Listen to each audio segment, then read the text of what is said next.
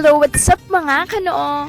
Isang magandang gabi. At hindi ko nga ni pala alam kung masasabi nating maganda kasi brown out na naman dito sa ating isla ng Marinduque. Para magka-rhyme pa nga Marinduque.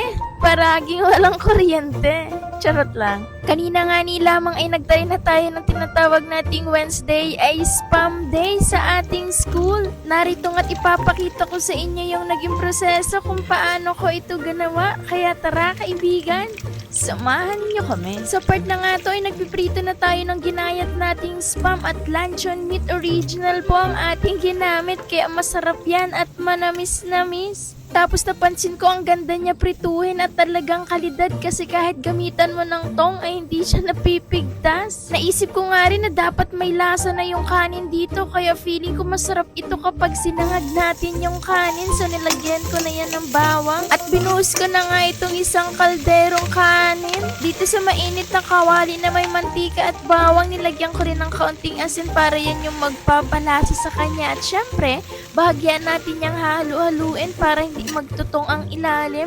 Dapat ma-reach natin na uminit yung kanin. At syempre, pagkatapos nga magsangag ay sinunod ko na itong sauce ng ating spam. 2 kutsara nga yan ng toyo. Panghalo nga yan dito, hindi inuugali. Ay, charot lang. Tapos dagdagan natin ng 3 kutsarang ketchup kasi ang panlasang Pinoy ay gusto nila ay sweet style. Dinoble ko nga ang size ng mga ricado dito kasi gusto ko sharp yung lasa niya. Nilagyan na rin natin ng pamintang duwag-duwag at hinalong maigi. Hintayin lang natin pong i-caramelize yun at wag tayong mainip at habang nakasala nga yung sauce ay atin na nga lulutuin at isasabay dun sa ating lutuan yung ating pritong egg kasi nga magtitinda po tayo ng regular or walang egg at spam musubi with egg. Matagal na nga nagtitrending itong Japanese food na to na parang sushi pero bumalik ulit siya ngayon after a year kaya itatry natin kasi kakaiba to. At alam nyo mga kanoo, kapag kakaiba ang tinda mo ay tatangkilikin talaga nila yan. Ganito ang itsura niya kapag dinip natin sa sauce. Napansin ko kasi binabrush lang nila yung sauce dun sa kanin at sa spam pero gusto ko po nakadip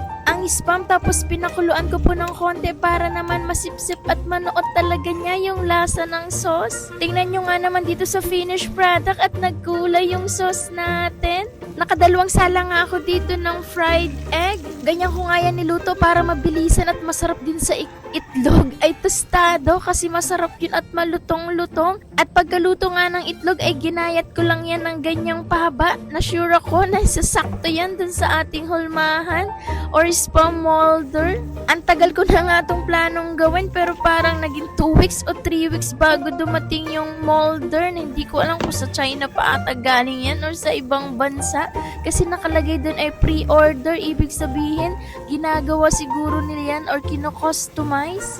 Medyo nahirapan nga akong diskartihan din itong pag-cling wrap kasi first time ko lang din talaga itong gagawin pero na-discover ko din naman siya. Ang ginawa ko kasi nung una ay pinaggugupit ko na pero maiba pala yung kasi lumiliit yung plastic.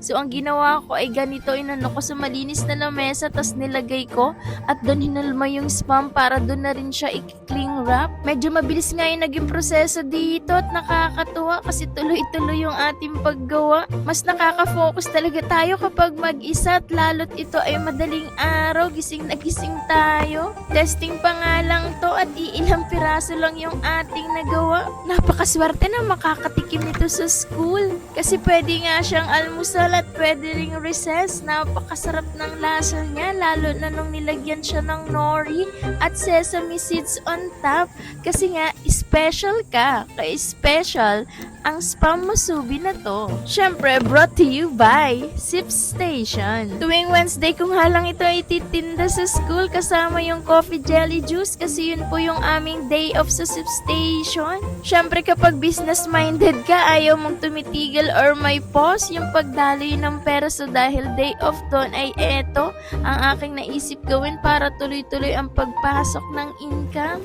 Thank Thank you talaga sa lahat ng gustong bumili at marami nang nagpapa-reserve. Pasensya na at hindi ko rin talaga maisikaso lahat kasi may klase po ako. Nilalagay ko lang to't dinadrop sa kantin tapos sila na po ang bahala doon. So pag nagkaubusan po ay pasensya na po kayo. Nilagyan ko na nga ng yelo itong ating coffee jelly juice dito sa ating cooler. Pinuno ko na nga yan. At sana ay masatisfy kayo dito sa ating mga paninda.